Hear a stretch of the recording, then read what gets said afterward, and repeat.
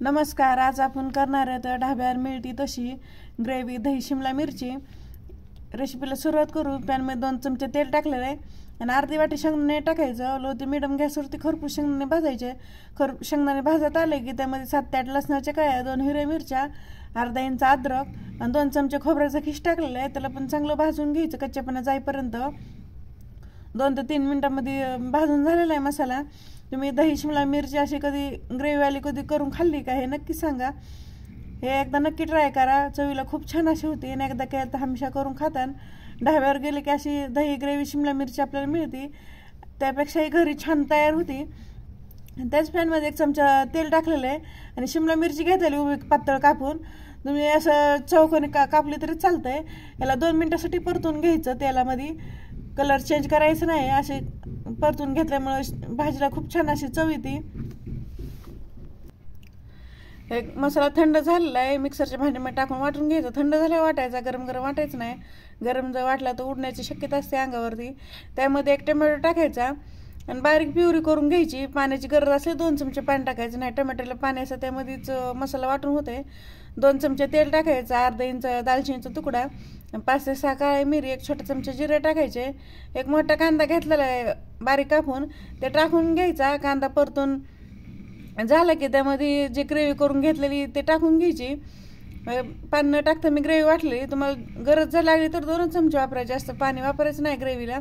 हे चांगलं मिक्स करून घ्यायचं आणि लो ते मिडियम गॅस करायचा आणि त्यावरती 3 ते 4 मिनिटासाठी झाकण ठेवायचं. म्हणजे छान असं ग्रेव्हीला तेल सुटतंय. हे ग्रेव्ही तयार होती तोपर्यंत इकडं दह्यामध्ये मसाला टाकून घेऊ. हे अर्धी वाटी दही घेतलेलं आहे. त्यामध्ये छोटा चमचा जिरे पावडर घेतलेली, बेडगी मिरची पावडर घेतलेली 1 चमचा, छोटा अर्धा चमचा हळद, 1 चमचा धनिया पावडर, 1 छोटा चमचा गरम मसाला आणि तिखट मिरची पावडर घेतलेली अर्धा चमचा. तिखट आपल्या आवडीप्रमाणे कमी जास्त करू शकता. बेडगी मिरची पावडर तिखट नसती पण भाजीला कलर खूप छान येत आहे. ग्रेव्हीला तेल सुटलेलं आहे. ह्याला मिक्स करून घ्यायचं.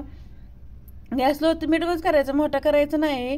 हे दही टाकून घ्यायचं. ह्याच्यामध्ये ग्रेव्ही थंड करून दही टाकायचं. फुटण्याची शक्यता असते, नाहीतर गरम ह्याच्यामध्ये जर टाकलं तर सारखं हलवत राहायचं, म्हणजे दही फुटत नाही. मग सारखं हलवून घ्यायचं 1 ते 2 मिनिटासाठी. मीठ टाकायचं नाही लगेच. मीठ जर टाकलं तर दही फुटतंय. त्यावरती 3 ते 4 मिनिटासाठी झाकण ठेवायचं लो गॅसवरती. मग छान असं दह्याला आणि ग्रेव्हीला तेल सुटलेलं आहे. मिक्स करून घ्यायचं. वास खूप छान असा यायला लागलाय.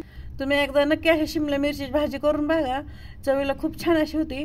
त्यामध्ये फ्राय केलेली शिमला मिरची टाकायची. शिमला मिरची टाकली पाणी लगेच टाकायचं नाही. 2 मिनिटासाठी असं परतून घ्यायचं आणि झाकण ठेवायचं. झाकण ठेवलं की शिमला मिरची आणि ग्रेव्ही एकदम चांगली मिक्स होती आणि चवीला खूप छान अशी होती. बघा हलवून घ्यायचं. तुम्हाला जर सुक्की भाजी करायची असेल तर अजून 5 मिनिटासाठी वापरून घ्यायचं लो गॅसवरती. मी थोडी ग्रेव्हीची भाजी करणार आहे, म्हणजे भातासंग खूप छान असं खायला लागते. त्यामध्ये 1 वाटी गरम पाणी टाकणार आहे. पाणी गरमच टाकायचं, थंड पाणी वापरायचं नाही. कारण आपली ग्रेव्ही जर गरम असेल तर त्यामध्ये थंडचं पाणी वापरलं तर पूर्ण भाजी चव बदलते. गरम पाणी टाकलेलं 1 वाटी मिक्स करून घ्यायचं आणि चवीप्रमाणे मीठ टाकायचं. मीठ टाकलं की एकदा हलवून घ्यायचं आणि त्यावर झाकण ठेवायचं. 6 ते 7 मिनिटासाठी लो गॅसवरती चांगली शिजून द्यायची शिमला मिरची. किती छान अशी शिमला मिरची शिजलेली, कलर तर खूप छान असा आलेला आहे आणि भाजी एकदम चवीला खूप छान होती. त्यावर थोडीशी कोथिंबीर टाकायची आणि मिक्स करून घ्यायचं. गॅस बंद करायच्या पहिलं कोथिंबीर टाकायची, म्हणजे कोथिंबीरचं पूर्ण फ्लेवर आपल्या भाजीमध्ये उतरतंय. किती छान भाजी झाली. हे माझी रेसिपी कशी वाटली कमेंटमध्ये नक्की सांगा. लाईक करा, शेअर करा आणि सबस्क्राईब करा.